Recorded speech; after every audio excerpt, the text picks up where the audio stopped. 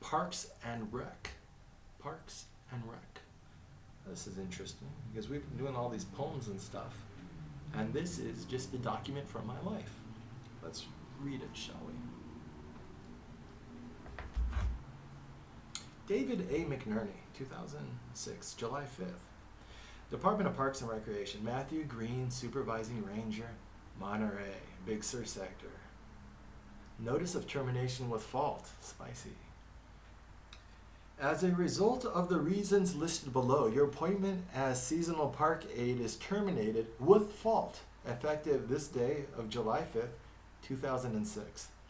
On July 5th, 2006, Ranger Kathy Wilson contacted Daniel Newman at the Pfeiffer Big Sur Bike Camp for California Code of Regulation 4451A, illegal camping. While interviewing Newman, pursuant to a citation for the above violation, Newman stated that you had knowledge of his illegal campsite, his illegal campfire, and his failure to pay California Code of Regulations 4302A and 4312A.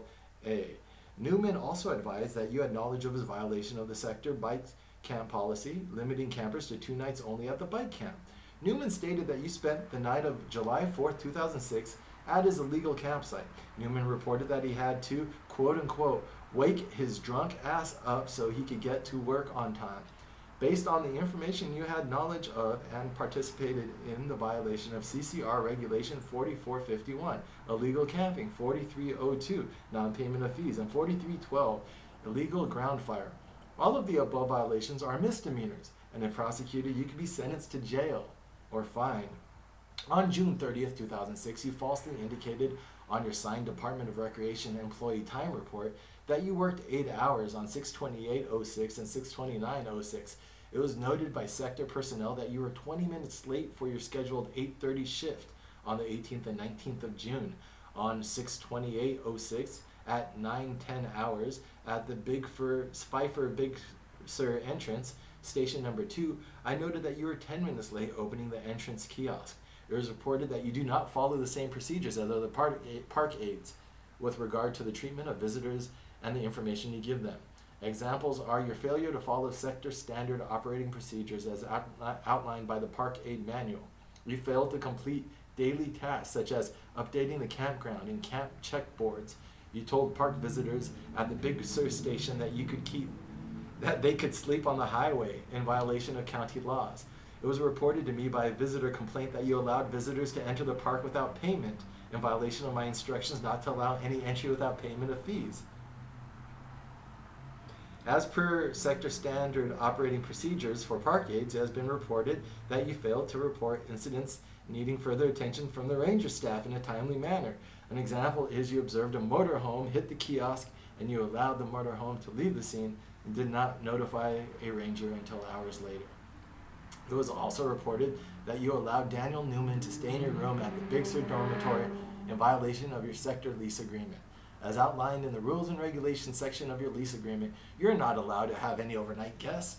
I've invited my sector district superintendent, Dana Jones, is present at this meeting. If you like this, there's a little bit of a grammatical error in this last sentence. As a temporary employee, you may appeal your termination with fault in writing to the State Personnel Board, 801 Capitol Mall, Sacramento, California, 95814, within 30 calendar days of the effective date of your termination. A determination as to whether the nature of the charges entitles you to hearing will be made by an administrative law judge. However, the only remedy that can be provided in the event of a successful appeal of termination with fault is a removal of the fault designation from your record. You will not be entitled to return to your former position. Pursuant to your termination and pursuant to your temporary housing lease, you are ordered to vacate your premises at the Big Sur sector dormitory within 72 hours. Pursuant to your termination, if you have any questions, you can contact me at my office, 831-667-2363, dated 7/5/06. They got me the day after 4th of July. Supervisor Matthew Green. What are you doing, Shaz? What are you doing? Or David. Okay, so I went back after trying college some, and I guess that wasn't working out for me, and I was like, all right, I like Santa Cruz, and so this whole 3 months here, 3 months there, try Southern California, I'm like, it's not really working, let me go back to Santa Cruz. I'd given up that HFC job, and I needed another job. I looked online, and Park Aid in Big Sur was available. I love Big Sur. At this point, I was reading a lot. I had a lot of books. Amazon was just taking off, and Amazon was a boon to people. That whole long tail we talked about, with like a large volume of smaller purchased items, as opposed to making all your money off of the most purchased items. You just carry everything, and then you sell a whole bunch of the stuff that you sell very low volume, but there's a lot of it. And so I found The Goose Step, which is that guy who wrote, I will tell you right now, this is actually important. Upton Sinclair. Upton Sinclair wrote really cool topical stuff at the turn of the 20th century that helped change, helped lead to labor reform, where people, one of the plot devices in one of his books was that someone fell into a vat of like, they were like stewing meat or processing meat, and people fell into the meat and were just turned into the meat products themselves. Like, imagine someone falls into the hot dog machine. I think that was like the octopus, but it was talking about the meat industry and how bad they treated the workers, and how it was unsanitary, and it was also inhuman. And so that was my type of writing. I was like, I care about social issues, I care about the government, I want to get my voice out. I had read Milan Kundera, and he talked about the Czech Revolution, and I thought there was these really cool examples of people who created great art, but they also had really great morals, and they put their art out there, which changed society. So I was really on that tip. I was accumulating by that time maybe like 50, 60 books on my to-do list to read, and I was reading them when I could, which was getting in the way of school and work. At one point at school, I would just sit in class and read my own books. I wouldn't even do their work. It was just, I was paying to go to school, and I was going to school, but it was self-study. And that's when I stopped going. I was like, why am I going there to read the books that I don't even care about? And then we're going to go to through my transcripts and talk more about that. So I said, why don't I go to Santa Cruz? I love Santa Cruz. Vagrant was still living with my friend at the time. So I went, and I think I crashed with her at that house for a little bit. Didn't have any money to pay. I didn't want to be a bum, so I was like, all right, I should get a job. I've never felt good being lazy for a while. So yeah, you take your time away, but then it's interesting. This society makes you feel guilty for putting time into yourself. If I'm not going to school, if I'm not doing one of the given tracks that I'm given by society to do, and if I'm not independently wealthy or come from a family who's independently wealthy, when you take time off for yourself, for you could call it like self-love, or like you feel bad for it. You feel like you feel guilty. I feel like, oh jeez, I'm being lazy, and I've always felt like I should contribute, or I should be industrious with my time. And I felt like I could read on the part time. So I got a job in Big Sur. I put on a nice front, very professional. I've always interviewed well, so I'm very articulate, or I try to be able to. Words have a tendency to come out my mouth at a rapid pace when I want them to. So I got the job, but I don't do well in institutions. So this was a lot similar stuff to the military. And we had some fun, and it was a cool little part of my life. And if I ever wondered if I should work for the State Department, or like I wondered if I should work for the Parks Department, and then this checked off that list. This checked off that option off the list. Probably not. And I don't think they would take me back. So we had fun. Kathy Wilson had a party at her place. So there were these things, we're going to go over them, and they're really interesting and cool stories. Danny Newman, I found that guy on Facebook. He's a mycologist now, funny enough. We just drive around Big Sur, and he's younger than me. He's like 22, 21, no, maybe even less than that. And I'm like 23, 24. So I'm a couple years older, and I'm kind of like trying to show him the ropes driving around Big Sur. And I had a car. I had that Mercedes diesel back then. And we just, both of us, those are the guys I hung out with. Usually we're artistic, and we're in our own heads, and we're sensitive, but we're clueless when it comes to girls. And some girls liked him, and he didn't know what to do with it. And I think I had one or two potential paramours there, but I didn't know what to do with them. But I've always been pretty social, even if I don't know how to close the deal. And so when people would come through, we're at the kiosk, and we're collecting their money as they come into Pfeiffer State Park. And then there's like 30, 50 camp sites where you drive up. It's park camping, where you drive up to your spot, you park, but then you can put your tent out. My friend from the Army showed me about this place. When I was in the Army in Monterey, I made some friends who lived in the area. One of them came from Salinas, and he would take me camping with his family. And ever since then, I never went camping growing up, but he showed me camping, and I loved it. I love the outdoors, and ever since I've loved camping. So I thought this was a perfect job for me. But when they come in to pay, obviously, like Kathy Wilson is saying, I'm a little lax with the rules. So if they didn't have the money, I would let them go anyways. Why they would complain to her about that, maybe someone else observed me. Let's just go one by one. Daniel Newman. So Danny was a kid who was in between semesters in college. I think he was going to like, was it Lewis and Clark School or somewhere on the northwestern coast of the United States. I think they're out of Oregon or Washington. And he was all into mushrooms even back then. He's all about the mushrooms. So me and him were all our like spiritual kick. We're talking about stuff, just like, like I'm telling him about I'm going to be like a famous writer and stuff. It wasn't so much about fame. I don't think I talked about fame, but I'm going to write, and I'm writing my books, and I have all my books. I moved all my books into the dorms. So we have these dorms that we lived in, these cabins in the woods right next to the park, and we'd walk down. It was a really sweet gig to have as a young man.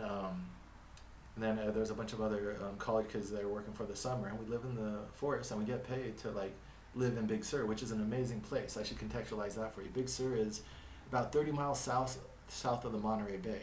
So as you go up California, you have the Monterey Bay, and that's where I was stationed for the Defense Language Institute. So when we were in DLI, when we were at the Defense Language Institute, me and my friends would go down to Big Sur and we would poach, which, I mean, it was pretty harmless. We'd like just sneak into the park at night.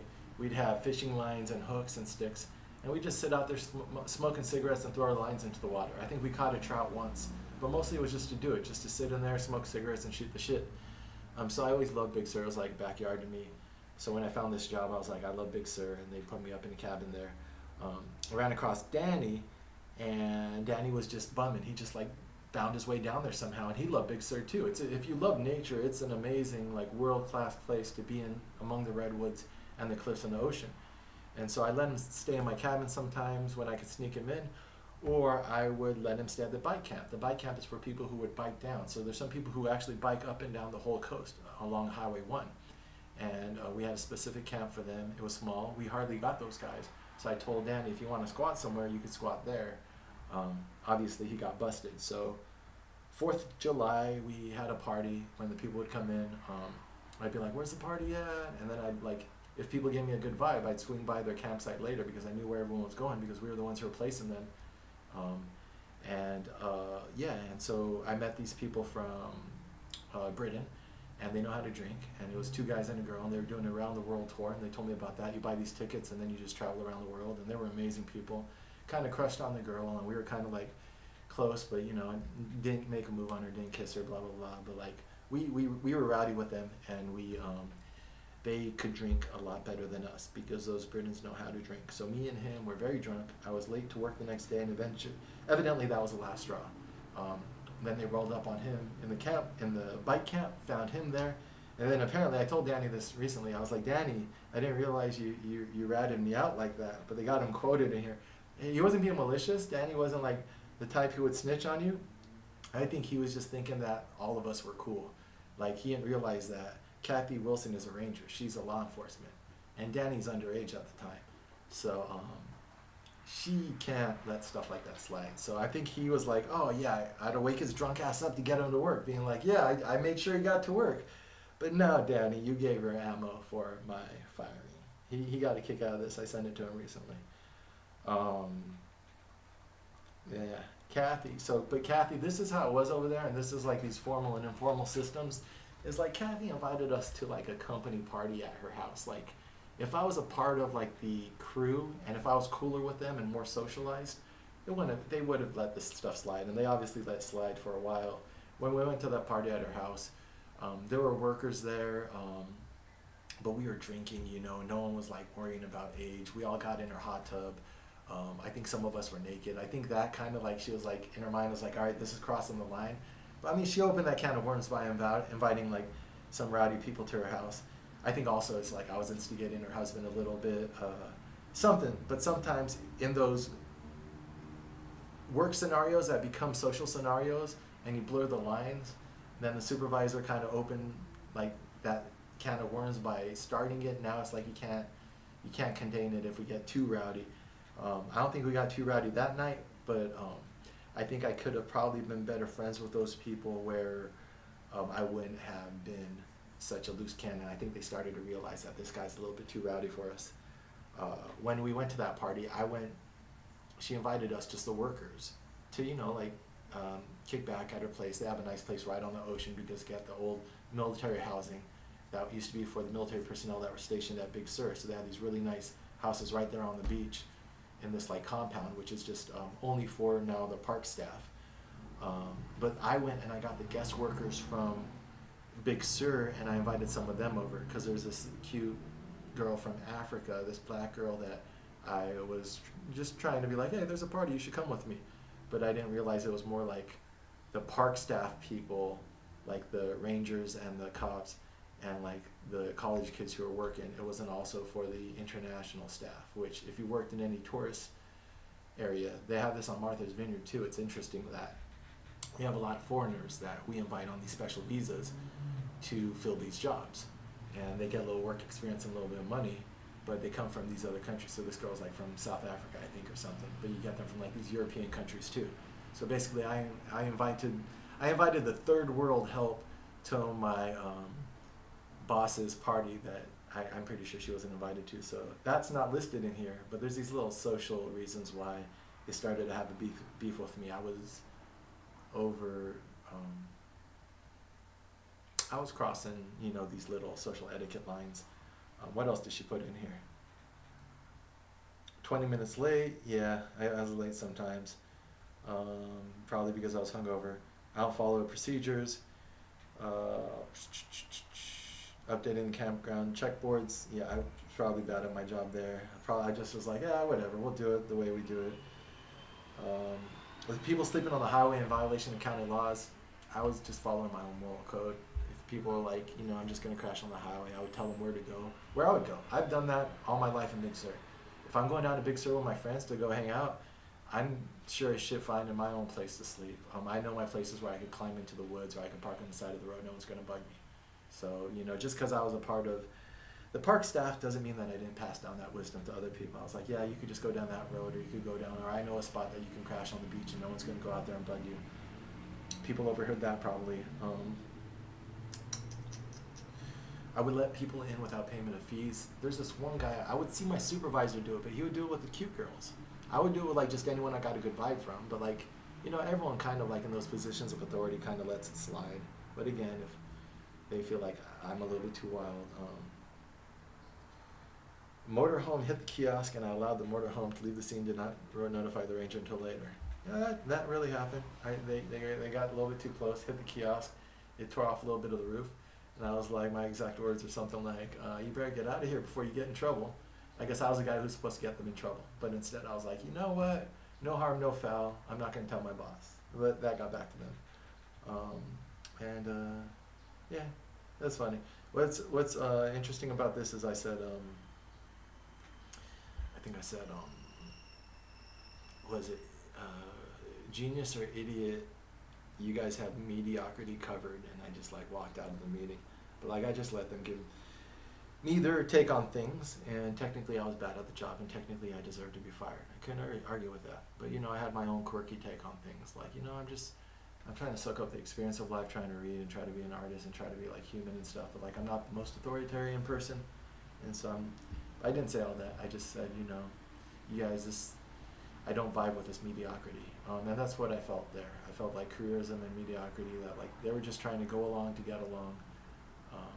But it's hard to explain because it sounds judgmental. Like there's this guy who worked with me who got his PhD, and he told me about how many books he was supposed to have read for his PhD. And he told me, we went for a drive, and he was older than me, and he surfed. He was getting into surfing, and he had gotten that part job as an assistant because he wanted to go on the ranger route and then go into the law enforcement side and then become a ranger and get one of those nice houses by the beach and just like do the career side. This is a state job with a really nice the pension and benefit and all the stuff that comes with working for the state of California. And that's why they say in this notice that like you can, it's so formal because this is a big deal to be kicked out of that like career track.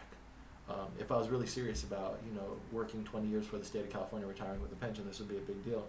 And one of the guys who was on that, in the group that we were all working with, was on that path. He wanted this as his entry into the Park Service. And we're sitting there looking at the ocean. We drove up some fire road. We're just exploring the back roads now that we're a part of the Park Service. We're exploring some like back roads in Big Sur. And we end up on a hill. We're looking at the ocean.